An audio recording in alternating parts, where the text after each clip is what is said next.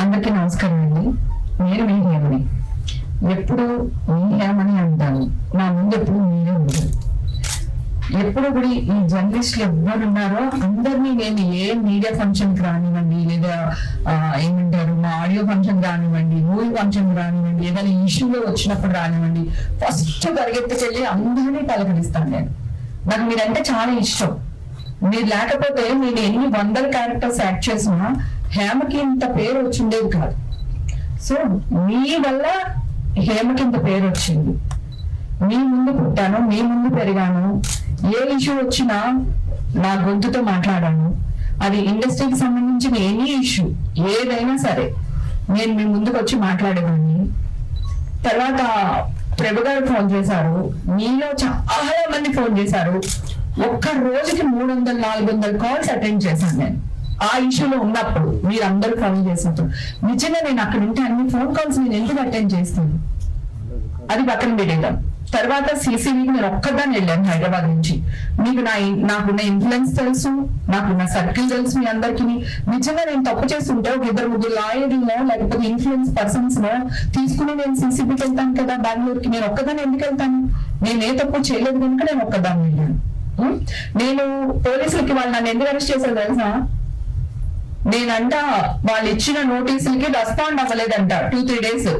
ఇవాళ నోటీస్ ఇస్తే నేను రెస్పాండ్ అయ్యి వాళ్ళకి నాకు వాట్సాప్ లోనే పంపించాను, నేను వాట్సాప్ లోనే పంపించాను. నా దగ్గర ఎవిడెన్సెస్ ఉన్నాయి. ఇమ్మీడియట్ గా వాళ్ళు మళ్ళీ నెక్స్ట్ డేనే మీరు వస్తారా రారా సిసిబికి అని మళ్ళీ నేను పెట్టాను. నాకు ఒంట్లో బాగాలేదండి, నేను ఒక 2 days లో వస్తాను అని. అది కూడా వేసారు. హేమ ఒంట్లో బాగాలేదని చెప్తుంది సిసిబికి. వాళ్ళు అరెస్ట్ చేసేస్తారు, రేపు వచ్చి అరెస్ట్ చేస్తారు, ఎల్లుండి అరెస్ట్ చేస్తారు. తర్వాత ఇంకొక విషయం కూడా క్లారిటీ చేయాలండి. పోలీసులు ఇచ్చారు ఇన్ఫర్మేషన్ అంటున్నారు. ఏ పోలీస్ ఆఫీసరు నా పేరు ఎక్కడా తీయలేదు. మీరుంటే ఇప్పుడు కూడా చూపించండి, ఈ ఇంటర్వ్యూలో కూడా చూపించండి, వేయండి ఏ పోలీస్ ఆఫీసర్ నా పేరు అనౌన్స్ చేశారని.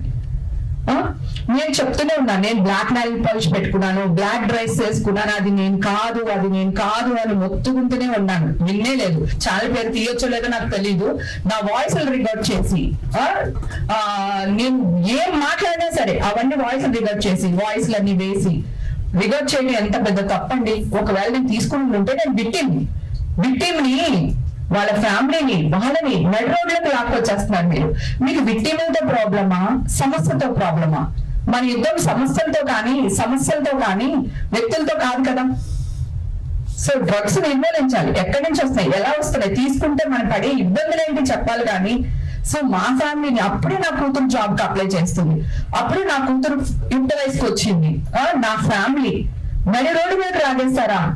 అందరితో చెప్తున్నాను, నేను ఏం చేయలేదు బాబు. మా ఇంట్లో నుంచి బిర్యానీ వీడియో పెట్టాను, అది నా ఇల్లు, అదే నైల్ పాలిష్ ఉంది చూడండి. ఒక నైల్ పాలిష్ నన్ను కాపాడింది.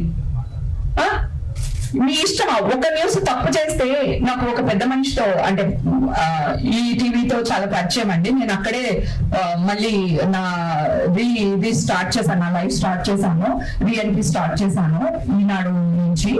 అయితే ఆయన కలిసినప్పుడు రామజీ గారితో కలిసినప్పుడు ఎప్పుడు మాట్లాడుకునేటప్పుడు ఏదైనా ఉంటే ఆయన నలుగురిలో కూర్చునేటప్పుడు ఒక విషయం చెప్పారండి. మనం ఎప్పుడు వ్యక్తిగత జీవితాల మీద న్యూస్లు వేయకూడదు. మనం ఎప్పుడు సమాజం మెరుగుపడడానికి ఏం చేయాలో అది చేయాలి. సమస్య పైన యుద్ధం చేయండి మీరు, వ్యక్తుల పైన కాదు. ఆ వ్యక్తులకి ఫ్యామిలీస్ ఉంటాయి, రిలేషన్స్ ఉంటాయి. నా ఊర్లో నా సొంత అక్క చెల్లెలు మీరు వేసే న్యూస్ నన్ను ఎన్ని మాట్లాడినారు తెలుసా? మా అమ్మను ఎన్ని మాట్లాడినారు తెలుసా? ఇదంతా మీకు న్యాయం అనిపిస్తుందా? సరే జరిగిందేదో జరిగిపోయింది. November 3 నా కేసు కొట్టేశారు. November 3 హైకోర్టులో నాకు క్లీన్ చిట్ వచ్చింది. నేను అందరు జర్నలిస్ట్ అందరి గ్రూపుల్లోని నేను ఈ మెసేజ్ నాకు వచ్చిన ఏదైతే కోర్టు నుంచి వచ్చిందో ఆ ఫైల్ మొత్తం పెట్టాను. కానీ ఒక్కళ్ళు రియాక్ట్ అవ్వలేదు. ఇప్పుడు నేను ఎవరైనా ఒకరు కొట్టాను అనుకోండి, వాడిని ఎందుకు కొట్టుంటాను? వాడు నన్ను ఏదో చేయనట్టు కొట్టుంటాను కదా. కొట్టేసిందని వేస్తారు. అసలు ఆ అమ్మాయి ఎందుకు అతను కొట్టాల్సి వచ్చింది, వాడు ఏం చేశాడు, ఆ కోణం ఆలోచించాడు. ఇవన్నీ పక్కన పెడితే నేను సిసిబికి వెళ్ళినప్పుడు June 3 వెళ్ళానండి. అదే రోజు నన్ను అరెస్ట్ చేశారు. ఆ రోజు నా టెస్ట్లు తీశారు గవర్నమెంట్ హాస్పిటల్. ముందు మీడియా వాళ్ళు ఎవరు లేరు. టెస్టులు చేసి బయటకు వచ్చేటప్పుడు మీడియా వాళ్ళు వచ్చారు. ఓకే, వచ్చినప్పుడు నేను గబగబా మీడియా వాళ్ళు నాకు అండగా ఉంటాడని గబగబా వచ్చి నా టెస్టులు ఇప్పుడే తీస్తున్నారు, ఈ టెస్ట్ రావడానికి 15 రోజులు పడుతుంది, మీరు పాజిటివ్ వచ్చిందని ఎలా వేస్తారు అని నేను కొంచెం గట్టిగా ఆవేదనతో గట్టిగా మాట్లాడాను. అప్పుడు ఒక పోలీస్ ఆఫీసర్ వచ్చి నా నోరు మూగిపోయింది. నేను ఇట్లా ఆ చేతిని ఇట్లా గెంటి, కావాలంటే మళ్ళీ క్లిప్పింగ్ చూసుకోండి, ఆవిడ ఇట్లా గెంటి నేను మీతో మాట్లాడినప్పుడు అవును కదా ఆల్రెడీ టెస్ట్ ఉండుంటే ఇప్పుడు మళ్ళీ ఎందుకు చేపిస్తున్నారు అని మీరు అందరూ ఒక్కసారి ఆలోచించి మీరు అదే క్వశ్చన్ రైజ్ చేసి ఉండుంటే ఈ రోజు న్యాయం ఇంకొకలా జరుగుండేదేమో నా పక్షాన. నేను చచ్చిపోదాం అనుకున్నాను తెలుసా. మా అమ్మ నన్ను బతికిచ్చింది, ఈ రోజు మా అమ్మ లేదు. కానీ ఈ గుడ్ న్యూస్ అయితే అమ్మ వినింది, కానీ మీలో వచ్చింది మా అమ్మ వినలేదు. ఓకే, సో మా అమ్మ అయితే నేను చచ్చిపోయేదాన్ని. చచ్చిపోతే మీరు అందరూ ఎలా న్యూస్ వేసేవాళ్ళు చెప్పండి. అవమాన భారం తట్టుకోలేక చచ్చిపోయింది హేమ, ఇదే కదా. అమ్మ ఏ తప్పు చేయలేదు, మా వల్ల చచ్చిపోయిందని అనుకోవట్లేదు. అవి కోర్టుకి వెళ్తాం, ఒక రేపు చెక్ బౌన్స్ అవ్వచ్చు, లేదా ఇంకోటి అవ్వచ్చు. నేను మనిషినే కదా, వెళ్తాం, కోర్టుకి వెళ్తాం, లేదా స్టేషన్కి వెళ్తాం, ఇంకొకటి వెళ్తాం. ఇట్లా పోగా చల్లడం ఏంటండి? నిజాలు మీరందరూ కోర్టు తీర్పు రాకుండా, ఆ పోలీసుల తీర్పు రాకుండా మీరు ఎలా శిక్షణ వేసేస్తున్నారో అని అడుగుతున్నాను. మీ శిక్షణ వల్ల మేము చచ్చిపోతున్నాం, మా ఫ్యామిలీ చచ్చిపోతుంది, నా బిడ్డ భవిష్యత్తు పోతుంది. ఇది మీకు కరెక్ట్ అనిపిస్తుందా? న్యాయం అనిపిస్తుందా?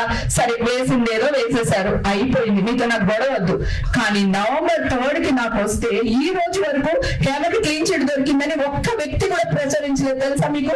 నేను ఛానల్కి వెళ్ళి, నేను ఛానల్ సీఈఓతో మాట్లాడి 2 నెలలు, ఇవాళ ఫ్రీ లేదు మా రేపు మాట్లాడదాము, ఎల్లుండి మాట్లాడదాము, అవతెల్లుండి మాట్లాడదామని ఇన్ని నెలలు గడుపుకొచ్చారు. ఇప్పుడు కొన్ని ఛానల్స్ వాళ్ళు రియాక్ట్ అయ్యి నా కోసం ఇంకా నా బాధ భరించలేక, లేకపోతే నేను ఇలా ప్రెస్ మీట్ పెడతానేమో, ఇంకోటి ఏదో జరుగుతుందేమో, ఓ మంచిగా చెడుగో మళ్ళీ న్యూస్ ప్రచారం చేయడం మొదలు పెట్టారు. ఇది తప్ప కాదు చెప్పండి. రేపు నేను నా బిడ్డకు మ్యారేజ్ చేయాలనుకుంటాను, నా భవిష్యత్తులో నేను ఇంకొకటి అవ్వాలనుకుంటాను. ఎవడో పోన్కిస్తా గొట్టంగాడు ఇది డ్రగ్స్ లో ఉంది, ఇది మాట్లాడుతుందని నన్ను హేళన చేస్తాడు కదా. సో క్లీన్ చిట్ వచ్చినప్పుడు కూడా ఇలాగే జనాల్లోకి వెళ్ళాలి కదా. నా పని మనుషులు నాకు దొరకలేదండి. మీరు ఈ న్యూస్ వేసినప్పుడు మనల్ని అరెస్ట్ చేస్తారంటే వెళ్ళొద్దు వాళ్ళ ఇంటికి పనికి అని. మీ వల్ల ఎంత ఇబ్బంది పడుతున్నామో ఆలోచించండి. ఇది మీకు కరెక్ట్ అనిపిస్తుందా? నేను 3 నెలలు ఆగానే, ఇది 4వ నెల. సో ఎందుకు మీరు రియాక్ట్ అవ్వలేకపోయారు? చెడని ప్రచారించినంతగా మంచిని ఎందుకు ప్రచారించలేకపోతున్నారు? ఇది మీకు న్యాయం అనిపిస్తుందా? ఒకటి చెప్తున్నా, ఇప్పుడు 100 మంది మేము పార్టీకి వెళ్తాం కదా సార్. 100 మంది పార్టీకి వెళ్ళినప్పుడు ఒక్కళ్ళు 2 ఆర్టిస్టులు ఉంటారు సార్, లేదా ఒక్కళ్ళు 2 డైరెక్టర్ ఉంటారు, లేదా ఒక్కళ్ళు 2 ఎవరు సినిమా వాళ్ళు ఉంటారు. ఓకే, సినిమా వాళ్ళు మరి ఒక ఇది ఏంటి సార్? సినిమా వాళ్ళు గాజు బొమ్మలం సార్, మేము చిన్న రాడిచ్చి కొట్ల పగిలిపోతాం సార్ మేము. ఇది మీకు న్యాయం అనిపిస్తుందా సార్? ఇది కాదు కదా సార్. ఇప్పుడు నెగిటివ్నెస్, నేను చాలా మందితో మాట్లాడాను సార్, జర్నలిస్టులతో, చాలా మందితో, పెద్ద పెద్ద వాళ్ళందరితో మాట్లాడాను, ఛానల్స్ వాళ్ళతో మాట్లాడాను. ఏంటది మంచి న్యూస్ వేస్తే ఎవరు చూస్తారమ్మా అని మీరే మాట్లాడుతున్నారు సార్. ఎక్కడికి వెళ్ళిపోతున్నాం సార్ మనం? సరే అండి, థ్యాంక్ యూ సో మచ్ నాకు ఈ అవకాశం ఇచ్చినందుకు. అలాగే ఇండస్ట్రీలో నాకు చాలా మంది హీరోలు వీళ్ళందరూ చాలా సపోర్ట్ చేశారు యాక్చువల్ గా.